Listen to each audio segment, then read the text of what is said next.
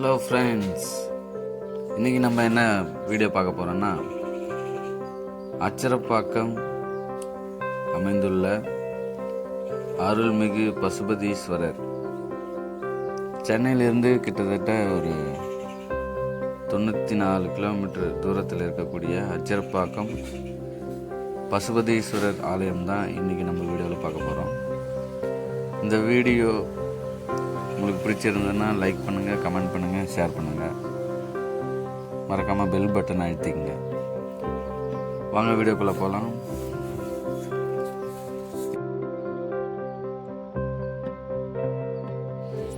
இதுதான் வஜ்ரகிரி மலை. இது பல வருடங்களுக்கு முன்னாடி சிவனடியார்களால் ஏற்படுத்தப்பட்ட ஒரு சிவன் கோயில். இதில் பார்த்திங்கன்னா அருள்மிகு பசுபதீஸ்வரர் அப்படின்ற பெயரில் சிவன் அருள் பாலிக்கிறார். வாங்க நம்மளோட பயணத்தை தொடங்கலாம். இதில் கிட்டத்தட்ட ஒரு 400 படிக்கட்டுகள். இப்போ நம்ம ஆரம்பத்தில் பார்க்கறது ஒரு சின்ன ஒரு மரம், வேப்ப மரம். அங்கே தான் நம்ம ஸ்டார்ட் பண்ணுறோம். இங்கேருந்து படி ஏற ஆரம்பித்தோம்னா ஒரு மணி நேரம், கிட்டத்தட்ட ஒரு 400 படிகள். அதை கடந்து தான் நம்ம சிவனை தரிசிக்க போகிறோம். போகிற வழியில் பார்த்திங்கன்னா இந்த அழகான இயற்கையான சூழலை நம்ம பார்க்குறோம். ஒவ்வொரு படிக்கட்டுமே இதை கட்டுறதுக்கு ரொம்ப கஷ்டப்பட்டு கட்டியிருக்கிறாங்க. இதுக்கு முன்னாடி பார்த்திங்கன்னா இந்த அளவுக்கு படிக்கட்டுகள் இருந்ததில்லை. இப்போ தான் பல சிவனடியார்களோட முயற்சியால் இந்த படிக்கட்டுகள்லாம் அமைச்சிருக்கிறாங்க. சுற்றி சுற்றுச்சுவர்கள், மின் விளக்குகள்லாம் போட்டிருக்கிறாங்க. இந்த மலைக்கு கீழே பார்த்திங்கன்னா ஒரு கவர்மெண்ட் ஸ்கூல் இருக்குது. அதுதான் இதனுடைய அடையாளம். மார்வார் அரசு மேல்நிலைப்பள்ளி. இதில் பல உயர்ந்த மனிதர்கள்லாம் படித்து முன்னேறிக்கிறாங்க. இதில் அதிகமாக இந்த ஸ்கூலில் நிறைய காம்படிஷன்லாம் நடக்கும். டிஸ்ட்ரிக்ட் லெவல் காம்படிஷன்லாம், அதெல்லாம் அதிகமாக பங்கேற்போம். அப்படியே இந்த சிவனையும் தரிசிச்சுட்டு எல்லாரும் ஸ்கூலுக்கு போவாங்க. இப்போ பார்த்திங்கன்னா நம்ம மலைக்கு நடுவில் இருக்கிறோம். இந்த சிவனோட விசேஷங்கள் பார்த்திங்கன்னா 63 நாயன்மார்களால் பாடப்பெற்ற ஒரு தலம். இதில் மாதந்தோறும் பிரதோஷம், பௌர்ணமி காலங்கள் இதில் கிரிவலமும் வராங்க. அதுதான் இதனுடைய ஸ்பெஷல். குறிப்பாக பார்த்திங்கன்னா கார்த்திகை தீபத்தண்டு இந்த மலைக்கு மேலே இருக்கக்கூடிய இந்த சிவனை பசுபதீஸ்வரர் ஆலயத்தில் தீப ஒளியை ஏற்றிய பிறகுதான் கீழே இருக்கக்கூடிய ஆட்சீஸ்வரர், அச்சரப்பாக்கத்தின் பெருமைக்குரிய ஆட்சீஸ்வரர் ஆலயத்தில் தீபம் ஏற்றுவாங்க. இந்த அற்புதமான ஒரு கோவில் நீங்கள் கண்டிப்பாக பார்க்கணும். இதில் இருக்கக்கூடிய சிவனோட அருளை எல்லாரும் வணங்கி பெற வேண்டும். பாருங்கள், இப்போ நம்ம மேலேருந்து கீழ் நோக்கி பார்க்குறோம். அந்த மலையோட அற்புத காட்சிகள், கீழே தெரியக்கூடிய அச்சரப்பாக்கம் சுற்றியுள்ள இடங்கள். இன்னும் கொஞ்சம் தூரம் போனோன்னா நிறைய இடங்களை பார்க்கலாம். 63 நாயன்மார்கள் பல ஊருக்கு போயிட்டு அவங்களுடைய வேண்டுதலை அவங்களுடைய பாடல்கள் மூலமாகவும் அவங்களுடைய வழிபாடுகள் மூலமாகவும் பெருமை சேர்த்துருக்கிறாங்க. இதில் குறிப்பாக இந்த பசுபதீஸ்வரர் ஆலயம் மற்றும் ஆட்சீஸ்வரர் ஆலயம், அச்சரப்பாக்கத்தின் பெருமைக்குரிய ஆட்சீஸ்வரர் பசுபதீஸ்வரர். இன்னும் கொஞ்சம் தூரம் இருக்குது நம்ம மேலே சிவனை நோக்கி போகிறதுக்கு. பார்த்துங்க எப்படிப்பட்ட படிக்கட்டுகள் அமைச்சிருக்கிறாங்க. இப்படிப்பட்ட சிவாலயம் நம்மளுடைய தமிழர்களின் இந்து மதத்தின் ஒரு பெருமைக்குரிய இடங்களாக அமைகிறது. மேலுமாக இதற்கு அருகாமையில்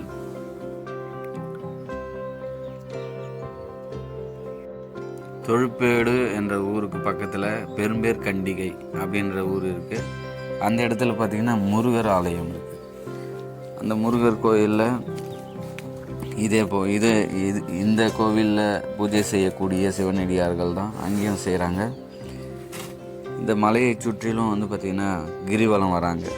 பௌர்ணமி காலங்களில் கிரிவலம் கிட்டத்தட்ட ஒரு 20 கிலோமீட்டர் தொலைவில் உள்ள சுற்றி இந்த மலையை சுற்றி ஒரு 14 கிராமங்கள், அந்த கிராமங்களை சுற்றிய அந்த வழிகளில் கிரிவலம் வராங்க.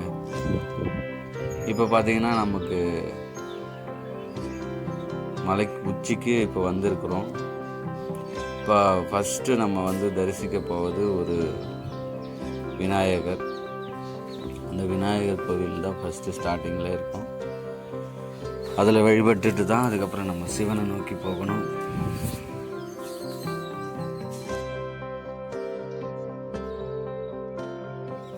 இந்த ஆலயத்தோட வளர்ச்சிக்காக, பெருமைக்காக பல சிவனடியார்கள் பெரும்பாலும் வந்து பார்த்திங்கன்னா முயற்சி செய்திருக்கிறாங்க. இதை வந்து எல்லாரோட மக்கள் பார்வையிலும் கொண்டு போகணும் அப்படின்றதுக்காக இங்கே ஒரு புதிய சூலம் அமைச்சிருக்கிறாங்க.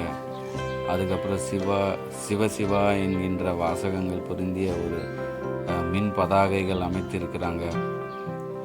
இந்த சிவனோட அருளை அனைவரும் பெறணும். அதே நேரத்தில் இந்த சிவனுடைய புகழ், இந்த ஆலயத்துடைய புகழ் அனைவர் மத்தியிலும் போய் சேரணுன்றதுக்காக பல முயற்சிகளை முன்னெடுத்து வந்திருக்கிறாங்க. அதற்காக நம்ம அவங்களுக்கு பாராட்டுதல்கள் தெரிவிப்போம். அதே சமயத்தில் நம்மளால் முடிந்த ஒரு சில சிவ தொண்டுகளை நம்ம செய்வோம்.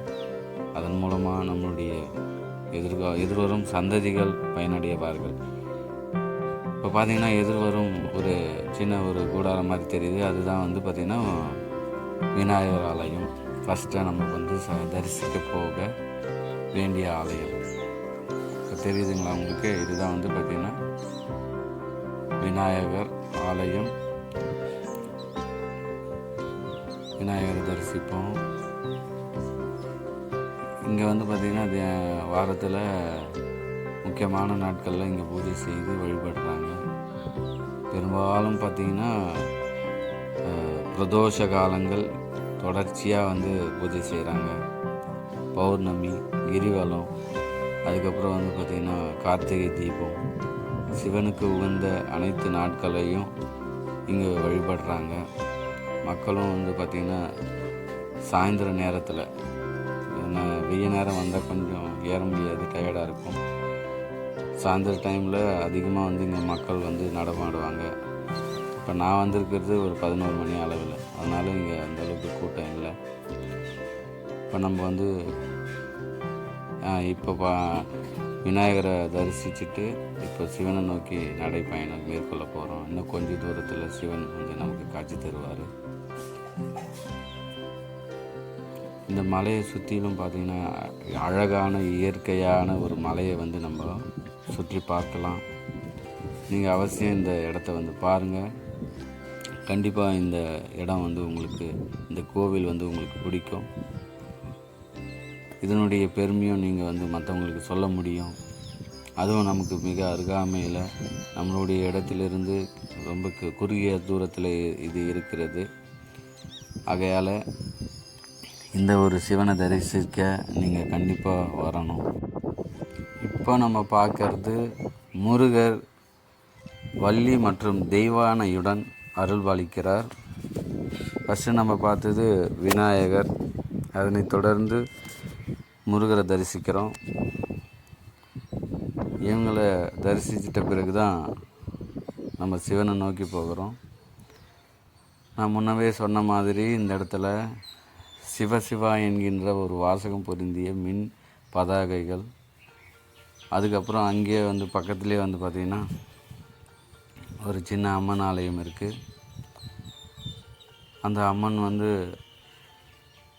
ராஜராஜேஸ்வரி அம்மன். இந்த இடத்துல ஒரு சிவா என்கின்ற வாசகம் பொருந்திய ஒரு பதாகைகள், மின் பதாகைகள். இப்போ சமீபத்தில் தான் இந்த சூலமானது பொருத்தப்பட்டுள்ளது 5/12/2024 அன்று. இப்போ நம்ம பார்க்குறோம், இதுதான் அந்த சூலத்தோட அடிப்பகுதி. சிவனுக்கே உரிய அந்த ஒரு ஆயுதமானது இந்த சூலம். 3 முகம் கொண்ட சூலம். இதனுடைய இன்னும் உயரத்தில் பார்த்திங்கன்னா ஒரு உடுக்கை, அதன் மேல் உச்சியில் உள்ள அந்த இது கிட்டத்தட்ட ஒரு 15 அடிக்கு மேலே இருக்கக்கூடிய அந்த சூலம். இங்கே ஒரு சில கல்லால் அடுக்கப்பட்ட தங்களுடைய வேண்டுதல்களை மக்கள் வந்து வச்சுருக்கிறாங்க. அதோ கண்ணுக்கெட்ட தூரத்தில் வந்து நமக்கு சிவன் ஆலயம் தென்படுகிறது. இங்கே சில கட்டுமான பணிகள் நடைபெற்று கொண்டிருக்கிறது. பக்தர்களுக்காக பயணத்தில் வந்து பார்த்திங்கன்னா கொஞ்சம் நிழல் தரும் அந்த கூடாரங்கள் அமைக்க இருக்கிறாங்க. இப்போ நம்ம இங்கே பார்த்திங்கன்னா சிவன் கோயிலுக்கு வந்துட்டோம். இங்கேருந்து இந்த மலையிலிருந்து கீழே பார்க்கக்கூடிய இடங்கள் பார்த்திங்கன்னா அருமையாக இருக்கிறது. இதோ நந்தி பகவான், அதற்கு அருகாமையில் சிவ ஆலயம். இதுதான் அருள்மிகு பசுபதீஸ்வரர்.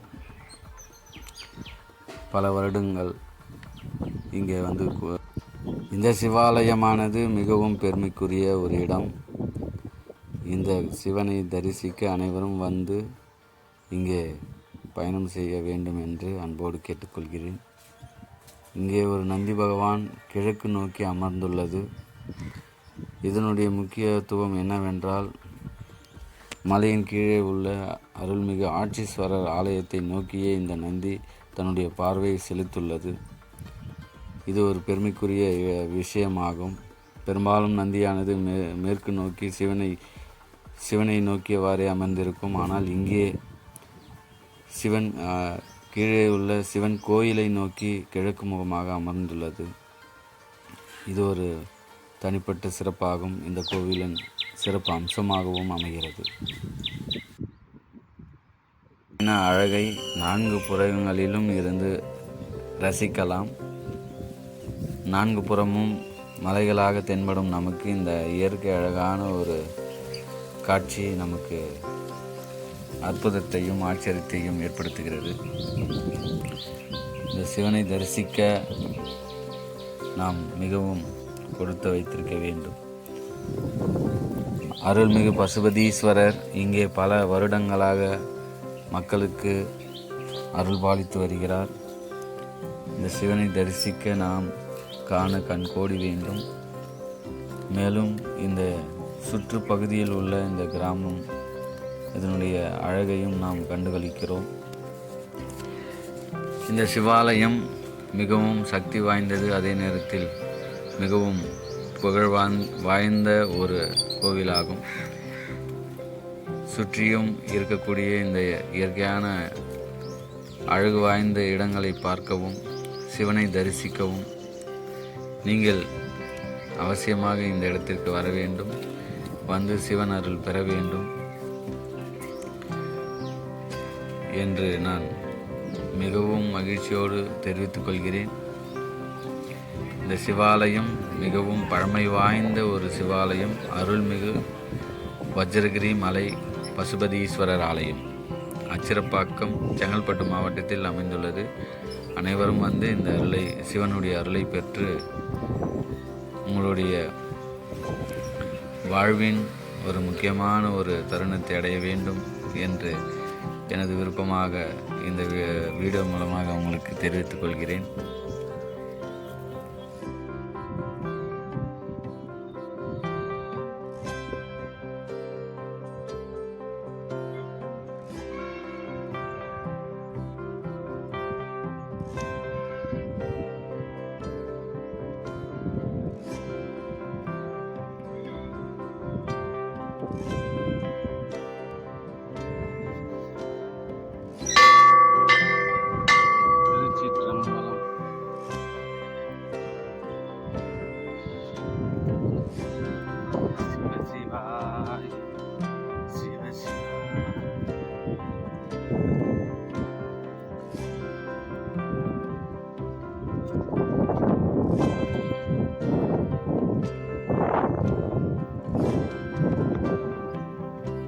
ஓகே ஃப்ரெண்ட்ஸ், இந்த வீடியோ உங்களுக்கு பிடிச்சிருந்தால் லைக் பண்ணுங்கள், கமெண்ட் பண்ணுங்கள், ஷேர் பண்ணுங்கள், மறக்காமல் சப்ஸ்கிரைப் பண்ணுங்கள். மீண்டும் அடுத்த வீடியோவில் சந்திப்போம். தேங்க்யூ.